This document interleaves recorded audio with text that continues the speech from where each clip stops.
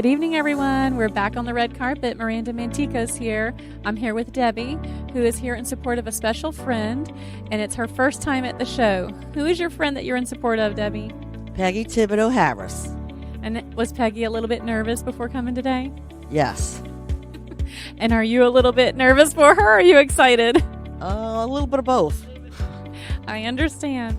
Well, if you can give her a little shout out, what would you like to say to her? Shake a leg. Shake a leg, girl. All right, well, go have fun and make sure you scream and clap and yell for her and cut up, because that makes it even better. It encourages them on. Nice to meet you. Have a good time. 9-Day Greece and Greek Islands Odyssey. For sun-drenched days and magic moonlit nights, there's no place more enchanting than the Greek islands. Your idyllic adventure for two begins on sun-kissed Santorini for 3 days of sheer bliss. On the island where blue-domed churches and snow-white houses dot the hillsides. In the rosy glow of sunset, you can sip fine wine and dine on fresh Mediterranean cuisine. A scenic morning cruise takes you to Mykonos, renowned for its beauty and the international jet-setters who love to vacation there. For 3 glorious days on Mykonos, you can explore the island, shop in trendy boutiques, and stroll the beach as the Aegean Sea tickles your toes. Finally, you are off to Athens to walk in the footsteps of Socrates and Plato as you visit the city's ancient wonders. This is the stuff of legends and dreams.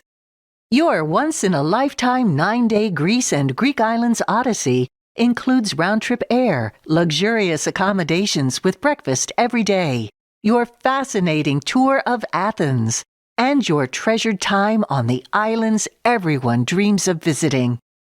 Your AmFun travel specialist will book your trip, and you will have 3 full years with no blackout dates to travel. Just think, you're only one bit away from creating precious memories you'll cherish forever. Hi again, everybody. It's Barb Ellier from AmFund. Don't forget to get over to www.uniteauction.afrogs.org and bid on that Greece trip. It's 9 days and 8 nights in Santorini, Mykonos, and Athens. Includes a city tour of Athens, your round-trip airfare for 2. It's good for 3 full years with no blackout dates. Enjoy your wonderful breakfast every single morning. Every trip includes a large donation to Unite, and it's very important, so please bid now. Thanks.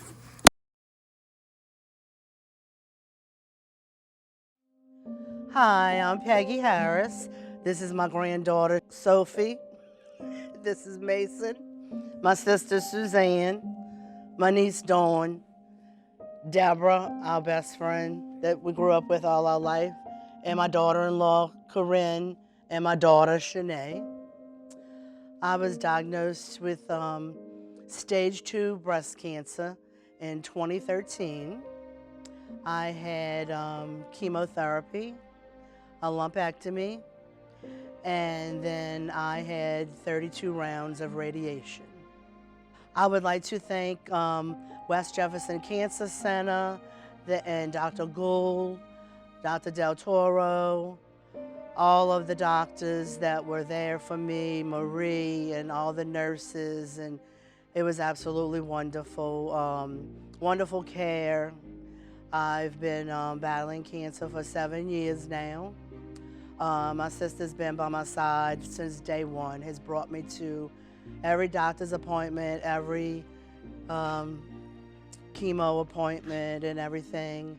And so we still, 2018, my cancer came back at stage 4 and it metastasized into my bones. So now I am in the process of taking treatment and going forward with that right now, with that next journey.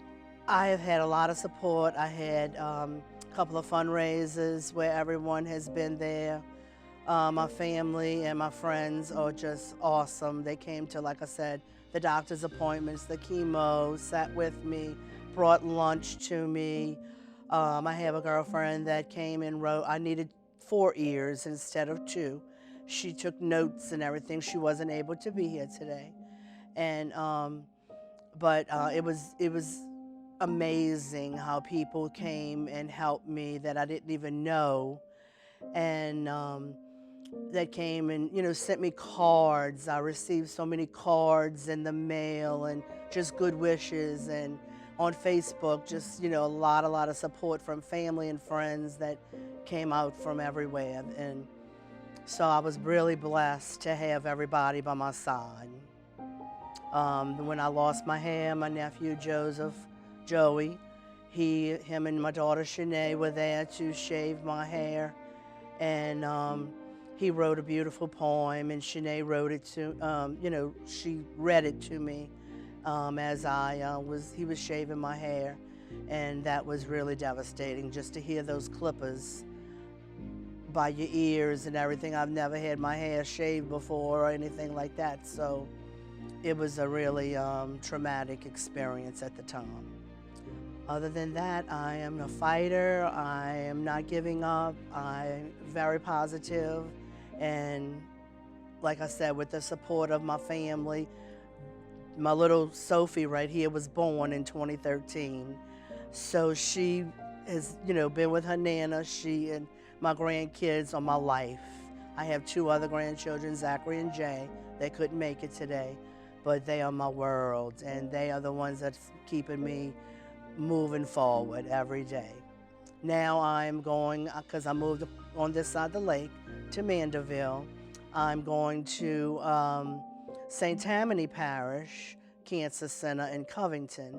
So I've only been there for a couple of months. So again, this is a new journey for me to move to another little area 40 miles away and starting new doctors and starting over with, treatment, the same treatment and everything, but starting over with new doctors. And so yeah, it's been a journey, but again, I'm positive and I'm moving forward, and I'm hanging in there, just making everything, and I'm leaving it in God's hands, because God is going to be the one that's going to lead me and take care of me at the end. It was very hard when we first found out, of course. She is my only parent, so of course that was very scary to watch her go through that.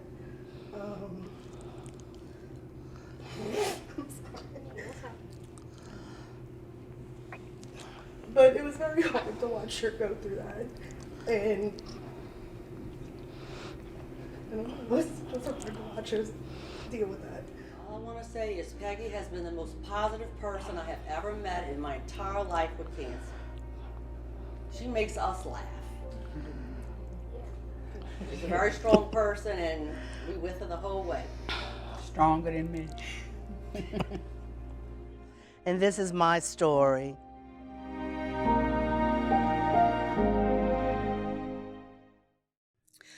Cancer was a nasty visitor of my family growing up in Harvey, Louisiana. When my older sister Suzanne was a baby, she had to deal with cancerous tumors and eventually had her arm amputated. Years later, when I was 4 years old, my father died of colon cancer. My mother was left a young widow to raise 3 children on her own. My mother was always the rock of our family, taking care of us the best she knew how. She sewed and made my clothes. We went to carnival balls, made every parade possible during Mardi Gras. We went camping with the neighbors, and my next door neighbor had horses. I would love so much to go ride and go to the stables. We always had Sunday dinners with extended family. My mother came from a family with 7 children. We were very close to our relatives. Even though we had so much love, part of me was always waiting for that other shoe to drop, frightened that cancer may take my mother too. My mother worked hard to give me the best life that she could. She even sent me to Catholic school from 6th through 12th grade. It was during my freshman year that the Immaculata guitar group came to life. My bandmates and I played at parish fairs, other schools, and we even played the national anthem at the Astrodome one year. We traveled to music festivals and to Mexico and Colorado. Our biggest highlight was playing for the Pope in the Superdome. It was the best time of my life. When I graduated, I went to cosmetology school, where I met my children's father. I really thought that I was in love, but I should have listened to my mother after I got pregnant and never married him. I was in an abusive marriage, physical, mental, and emotional. But I had two of the most beautiful children, Damien Paul and Shanae Marielle. When Damien was 7 and Shanae was 2, it finally set me free. My abusive husband went back to Tennessee to be with his family. Again, thinking I was in love, I found myself in another emotionally abusive relationship with a player who could never be faithful, even hooking up with one of my old friends that I grew up with. I left. I felt like I could not find love, and I was so lonely. The loneliness was really depression in disguise. I gained so much weight, I gave up on myself. When I was diagnosed with cancer in 2013, I lived with my mother. She had Alzheimer's. She took care of me the best that she could. Even though she was 91 years old at the time, she loved me and cared for me in my darkest days. It was only a year after my last chemotherapy treatment that she passed away. We were all devastated because she was the rock of our family.